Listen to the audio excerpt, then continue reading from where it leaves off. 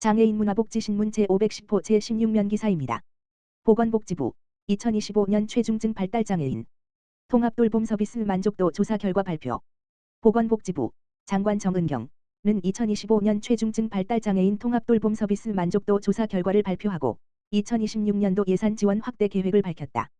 최중증 발달장애인 통합돌봄 서비스는 2024년 6월부터 시행된 제도로서 도전행동, 자타해, 이심해 기존의 돌봄 서비스를 받기 곤란했던 발달장애인에게 맞춤형으로 한 돌봄을 제공하는 서비스이다.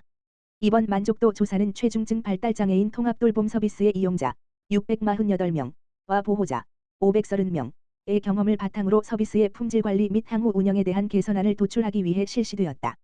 조사 결과 보호자는 서비스 이용을 통해 휴식 등 개인 시간을 확보 76.6% 할 수 있었고 돌봄 스트레스가 완화 72.6% 되었으며 정서적으로 안정 54.2% 되었다고 응답했다. 그리고 보호자의 관점에서 본 이용자는 서비스 이용 후 정서적으로 안정 68.9% 되었고 도전 행동이 완화 56.8% 되었으며 일상생활 능력이 향상 33.4% 되었다고 응답했다. 이러한 결과 서비스 지속 이용 의향은 98.3점, 주변의 추천 의향은 96.2점으로 매우 높게 나타났다.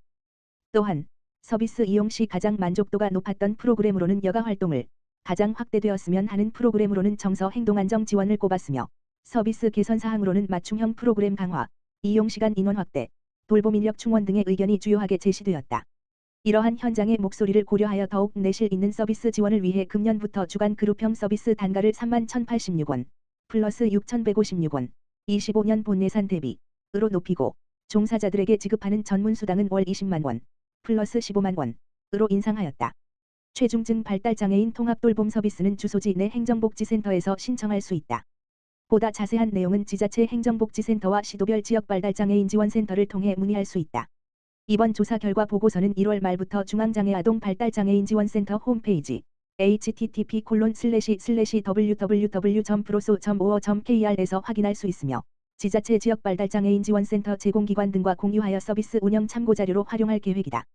차전경 장애인정책국장은 최중증 발달장애인 통합돌봄 서비스는 발달장애인 가족의 든든한 버팀목이다라면서 정부는 발달장애인 돌봄에 대한 국가의 책임을 다하고 최중증 발달장애인 지원을 위해 더욱 노력할 것이다 라고 밝혔다. 국립장애인 도서관, 북쉐어, 온라인 도서관 회원 모집. 국립장애인 도서관, 관장 황금숙은 2026년 1월 13일, 부터 2월 9일, 까지 국내에 거주하는 시각장애인 100명 선착순의 영어권 자료 이용 지원을 위해 북쉐어 온라인 도서관 www.bookshare.org 회원을 모집한다. 북쉐어는 미국 비영리단체 베네테크, 베이니텍, 가 시각장애인을 위해 운영하는 온라인 도서관으로 전 주제를 아우르는 140만 권의 디지털 대체자료, 디지털 음성도서, 전자점자자료 등을 보유하고 있다. 국립장애인 도서관은 2012년부터 북쉐어 온라인 도서관과 협력하여 시각장애인에게 디지털 형태의 영어권 자료 이용 서비스를 지원해 왔으며 이를 통해 많은 이용자들이 학문 교양 자기개발의 기회를 넓혀왔다. 국립장애인 도서관 황금숙 관장은 국립장애인 도서관은 앞으로도 장애인들이 글로벌 지식에 동등하게 도달할 수 있도록 자료 확충과 국제 협력을 더욱 강화해 나갈 예정이라고 밝혔다.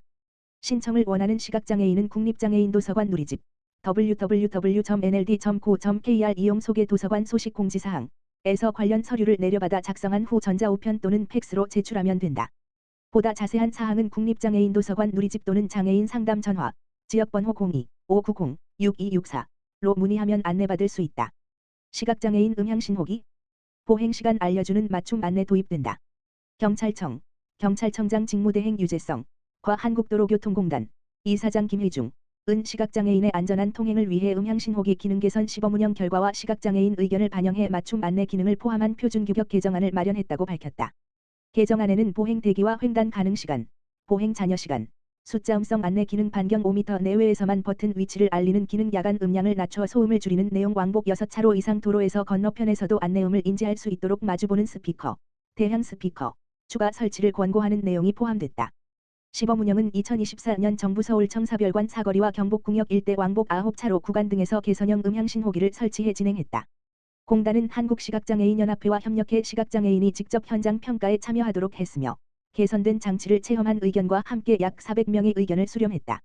한국도로교통공단 관계자는 개정안이 경찰청 교통안전심의위원회에서 채택돼 전국 확대와 후속 사업 추진의 기반이 마련됐다라며 경찰청과 지방자치단체, 시각장애인 단체와 협력해 안전한 보행 환경을 확대하겠다라고 밝혔다.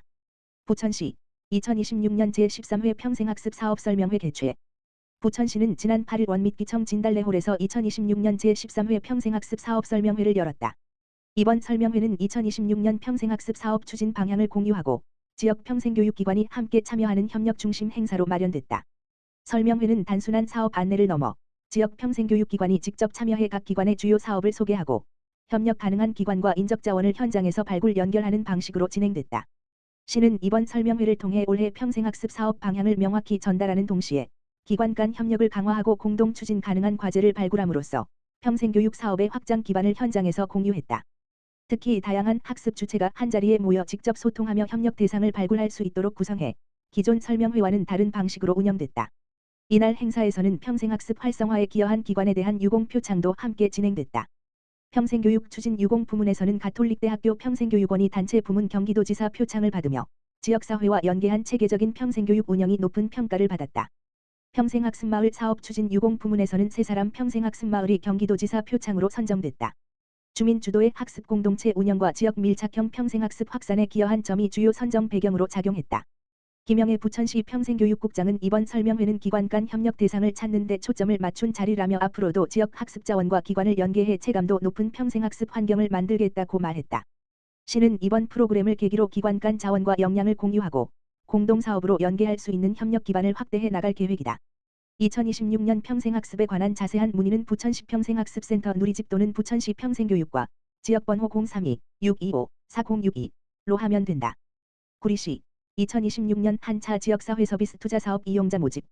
구리시는 지역 내 아동과 가족, 취약계층을 위한 맞춤형 사회 서비스를 제공하는 2026년 한차 지역사회 서비스 투자사업 이용자 모집이 오는 2월 2일부터 11일까지 진행된다. 이번 모집은 우리아이 심리지원 서비스를 비롯한 총 9개 사업을 대상으로 하며 선발 인원은 총 135명이다. 선정된 이용자는 2026년 3월 1일부터 2027년 2월 28일까지 12개월간 서비스를 이용할 수 있다. 신청 대상은 기준 중위소득 120%에서 170% 이하 가구를 기본으로 하며 서비스 유형에 따라 소득 기준과 연령 기준은 다르게 적용된다. 신청은 사회서비스 이용 발굴 대상자 본인을 비롯해 발급 대상자의 친족 또는 법정 대리인, 후견인이 가능하며 담당 공무원이 보호 대상자의 동의를 받아 직권으로 신청할 수도 있다. 다만 서비스 제공기관의 대리 신청은 허용되지 않는다. 신청 시에는 공통서류로 신청인 신분증과 신청서, 이용자 준수사항 안내 확인서를 제출해야 하며 각 동 행정복지센터에 관련 서류가 비치돼 있다. 또한 서비스 유형에 따라 의사소견서나 추천서 등 추가 서류 제출이 필요할 수 있다. 아울러 행복이음 시스템 등을 통해 부양관계나 소득재산 상태 확인이 어려운 경우 또는 소득재산에 대해 이의를 제기하는 경우에는 건강보험료 고지서 등 이를 증빙할 수 있는 추가 서류를 제출해야 한다.